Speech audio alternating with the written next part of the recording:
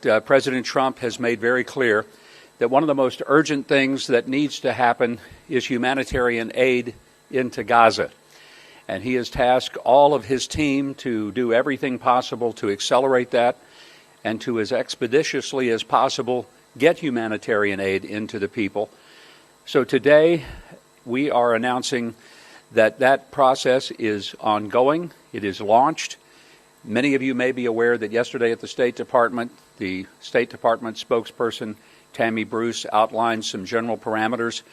Those are ongoing. What I would just remind everyone is that there are certain key elements that the President has made clear to all of us as this process gets underway. The first is that food be distributed efficiently, but also that it's distributed safely inside Gaza to the people who desperately need it. The other factor, and this is an important one, that all of this be done in a way so that Hamas is not able to get their hands on it. Previous actions have often been met with Hamas stealing the food that was intended for hungry people. Nobody is interested in helping Hamas because Hamas has taken food that was intended to help very desperate citizens and stolen it from them, sold it on the black market, and then took the money to buy weaponry to murder more people. The last thing Gaza needs is to have more people murdered, more people killed, and Hamas is 100% responsible for the horrific situation that has continued to exist there. They could have ended all of this October the 8th of 2023, but they have chosen to continue to hold hostages. They've continued to starve their people. They've continued to make it very difficult for any conclusion to this horrific war to end. And there still remains a desperate need for humanitarian aid that Hamas is obviously not capable or willing to provide because they'd rather take any supplies that go into Gaza and use it for their own nefarious purposes rather than to see children and other people fed. This effort will involve a notable amount of effort, and it is going to require the partnership not only of governments, but of NGOs, charitable organizations, nonprofits from around the world. There are several partners who have already agreed to be a part of the effort. We're not prepared to name them as of yet because some of the details of their participation are being worked out. But the happy news is to report that there has been a good initial response. That response will only get stronger as we are able to start standing up the resources, moving the supplies into Gaza. There have been some news reports that are wholly inaccurate that have said that this is an Israeli plan. I want to say the Israelis are going to be involved in providing necessary military security because it is a war zone. But they will not be involved in the distribution of the food or even in the bringing of the food into Gaza. Their role will remain on the perimeter as is necessary to make sure that those who are bringing the food in and who are distributing the food are kept safe and out of harm's way in the midst of a war zone. The Israelis are supportive. Any allegation that the Israelis don't care about humanitarian aid is absolutely false. They care very much about humanitarian aid getting into Gaza, but they also care very much that Hamas doesn't steal that aid. But that is a view that is shared by the President and by all of us at the United States because we truly want this to be a humanitarian effort, not an effort that we are ashamed of. In the coming days, there will be a lot more details that will be released and distributed. There are nonprofit organizations that will be a part of the leadership and the logistical concerns, and I'm sure you can imagine there are many. A lot of challenges to be able to make this work. To feed what will initially be perhaps over 1 million people and ultimately 2 million people requires an extraordinary amount of planning and execution of the plan. So I will happy to take questions related to this topic. I may not have answers for you, but I'll be honest and tell you if I don't have the answers. Yes. Hi, Lisa Rozovsky from ARUTZ. Is the distribution dependent on a ceasefire, or will it start regardless of the ceasefire? And if so, when is it due to start?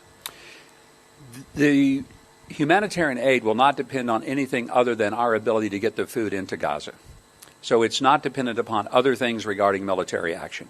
As to when it will start, we all would hope the answer to that is very soon, but I can't give you an exact date. Patrick Kingsley, New York Times. We understand the structure of this process will involve 4 or 5 distribution zones, which will be guarded at the perimeter by the IDF. But inside, it will be private aid workers, and that they will distribute each zone to roughly 300,000, 350,000 people each. Can you confirm those details? And second of all, do you have a response to the UN concerns that this would potentially put civilians in danger because they would be coming through IDF lines, and also that it would force a lot of people to walk quite a long way, maybe up to 5, 10, 15 miles potentially, and that would be a logistical challenge for them? That's a lot of questions for one question. I'm not sure I can cover all of them, not sure that I will remember them all, but let me do my best. First of all, there will be private security that will be responsible for ensuring the safety of the workers, both getting into the distribution centers and then in the distribution itself. When I said the IDF will not be involved in that point of distribution, they will be involved in keeping the perimeter safe. And they're the only ones who can do that. And I want to reiterate again, the Israelis are supportive of this program. They want it to happen, but they're not operating it. And that's important because there are some entities that would not want to participate if they thought that this was an IDF operation. It is not. It is a humanitarian operation that was initiated by the President in his mandate for us to get aid into the people who most desperately need it, but to do it in such a way as to not let Hamas control it.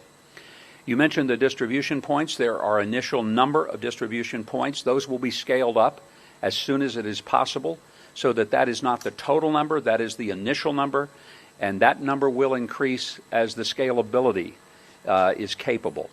And I'm trying to remember, was there another 3 or 4 or 5 or 6 or 7 questions in that? Yes. Yes. The criticism from the United Nations is that this would endanger some Gazan civilians because A, it would force them to go through IDF lines to reach this food, Yes. and second of all, at the moment they say there are 400 distribution points. This would reduce it to 4 or 5 points, meaning that people would have to walk a long way. That's difficult. It would put vulnerable people in potentially more vulnerability. Let me address the last question first. The logistical planning of this has indicated that there will not be that long a distance to get to the distribution points. So that is not accurate. And as far as the UN saying that they are concerned about the danger, the greatest danger, the most important danger, is people starving to death. There's the danger. We're going to have security. There will be security both at the distribution points provided by the contractors that will be engaged to do that. There will also be security parameters built by the IDF, again, at a distance from the distribution point to protect them from the ongoing calculus of the war. But let's be real clear what the danger is. The danger is not doing anything.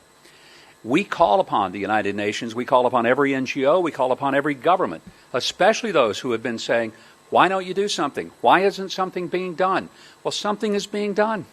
So we invite people who have been concerned about it to join in this process.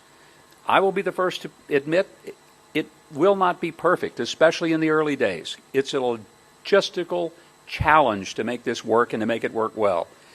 But all of the partners, both the donors as well as those who will carry out the operation, are committed to getting it launched and making it work better as we go along.